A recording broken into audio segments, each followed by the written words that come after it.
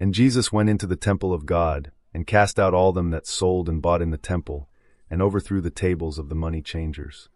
The money changers. The only time Jesus showed any kind of aggression or physical display of anger in his entire ministry. Has the Lord withdrew his disdain for cheating people out of their money through trickery? No. Today, we are witnessing a money-changing crime of monumental proportions. Every day our labor and life energy is being stolen from us by a system that was designed to transfer the wealth of all working people to a small elite class of money overlords, whose only desire is power and control, with nothing to offer but misery and bondage. The biggest inverse correlation in human history, an epic fail on a monumental scale. The loss of value of the fiat-fed dollar is the worst financial crime ever conceived.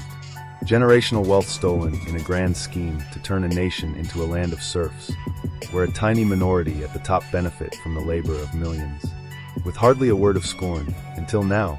We are as close to a middle-income revolution as we've ever been. Every unconsidered cost comes at a direct consequence. The ownership concentration keeps getting higher amongst that very few people at the very, very top. We have a name for it. We call it feudalism. They are the dealers. They create the drugs. Wall Street executives privatize all the gains and then socialize the losses. Tens of trillions of dollars are being extracted from the United States of America. And that's why the rich get richer and the poor get poorer. Since 1913 to 2021, the United States dollar has been depreciated 98%, and interest rates have been in between 1 and 21%. Why is it that some people at the top just keep getting richer and richer, and then people in the middle seem to get nowhere? Inflation acts as theft. So if someone has $100,000 in the bank and they're just leaving in a banking institution, they're getting their money stolen by way of inflation. I'm an American. I pay $1,600 for a flat that has no bedroom. That's 2/3 of my income. I'm an American. I work 50 hours a week. I don't have health insurance. I'm an American. I couldn't afford to have a child even if I wanted to. I'm $7,000 in debt. I'm an American. My health is declining because I can't afford Whole Foods because that's too expensive for my life. I am very overqualified for my job, but no one else is hiring. I'm an American. I make my boss hundreds of thousands, if not millions of dollars, while I can barely keep myself alive. I'm an American. I have never been out of the States. I have never been on a vacation. I'm an American. I make $20-some an hour. A livable wage here is like 30-some. Yet I don't qualify for government assistance whatsoever. On the days I don't work, I'm so tired I just sleep all day. In England in 1694, a grand experiment was originated. What if money was converted from something of value to a future obligation, a promise to pay, blessed by the government? The world would never be the same. The experiment worked. Today, with very few exceptions, the world operates on a promise to pay system. Money issued as debt created from nothing. The banks have even gotten the world to believe that this unpayable debt and unfunded compounding interest is a quote-unquote security. History is littered with empires that have collapsed for many reasons, but one of the surest ways to destroy a society is to debauch its currency.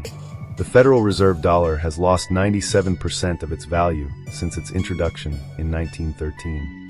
The new USA dividend dollar is a revolution in wealth preservation. The Federal Reserve System was established in 1913 as a masterclass financial scheme. An enigma so diabolical and obscure that for over 100 years it has foiled any attempt to decipher its dastardly code of destruction. These founding fathers of deception knew that their plan was the perfect formula to deceive and compromise the politicians of the day, to turn over the keys to the magic kingdom of wealth creation. The plan was to create a Ponzi scheme at the highest level, a never-ending cycle of debt and interest to trap the American people into a life of servitude, to take from the government its sacred duty to coin money and regulate the value thereof.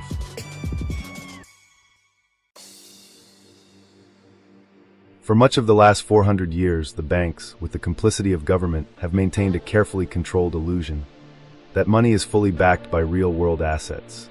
In truth, money is nothing more than a promise to pay in fake debt-backed assets on an infinite timeline. The Federal Reserve, along with fractional reserve banking, was designed to extract wealth from the working class to the unproductive banking class. It was a carefully crafted scheme to skim 20% of all commerce and wealth creation into the hands of an elite few.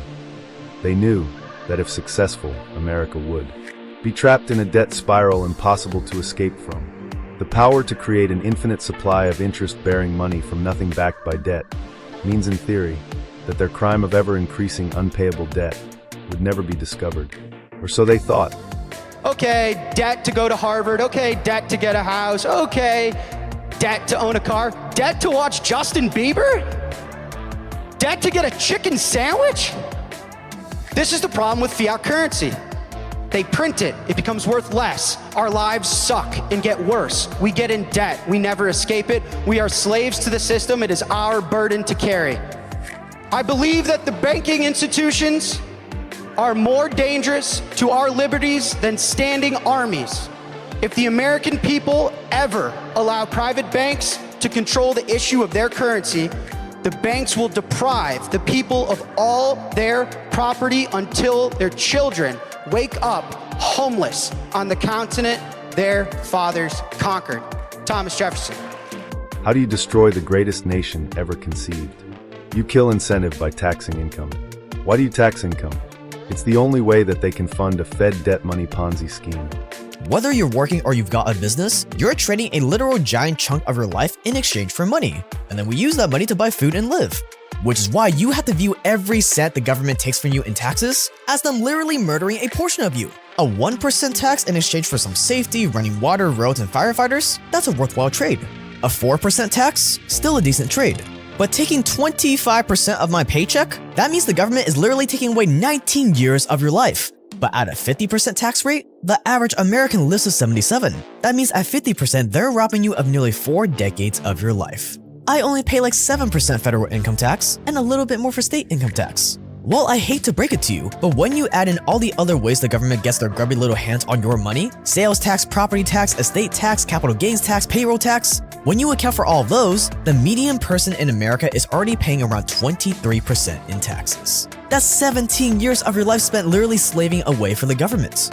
If you work 8 hours a day at McDonald's or at an office or whatever, every day you spend 2 of those hours working for no money. And if you manage to move up in life and make more money, well, they're just gonna punish you more for doing better. If you manage to start making $200,000 to $300,000 a year, well, they're gonna rob you of 20 to 30 years of your life. If you manage to start making $300,000 to $500,000 a year in a high-tax state, well, they're gonna steal around 34 years of your life. And if you get to $500,000 or $1 million a year, well, then the government is murdering half of you. 50% of your lifeblood, of your efforts, of the good you could have done with that money is poof, gone. Here, the average American gets taxed almost the same amount, 23%. And for what? Running out of water to put out the fires in California? Tents for the homeless that cost $30,000 a year? Not helping the victims of the hurricanes? Of the toxic railroad disaster? So we can keep sending more money to Ukraine and Israel? While 107,000 people die a year from fentanyl, which is the equivalent of 35 9/11s? Really? That's what we're paying for? Because we're definitely not paying for good roads, safe streets, and well-funded firefighters like people say taxes are for. No, you're paying $25,000 for a drag show seminar for Venezuelan migrants in Ecuador. You're paying $2.3 million to study whether cats prefer Zoom calls over FaceTime. Or $6.9 million for studying smart toilets that recognize your anal print. Or $1.8 million for a study on the psychological effects of losing at rock, paper, scissors. And many, many, many, many more absurd examples that are now coming out.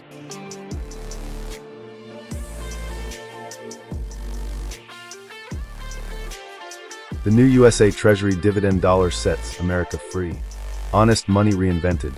Yes, we now have the technology to create a system that can function as a debt and interest-free money ledger, forever freeing humanity from the fractional reserve banking scheme dreamed up in medieval times.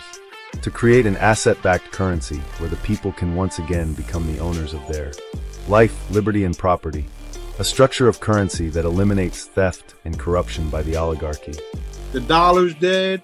The remaining cabal members are dead. The best part about it all is that they are dead and that we are walking into a new reality of abundance.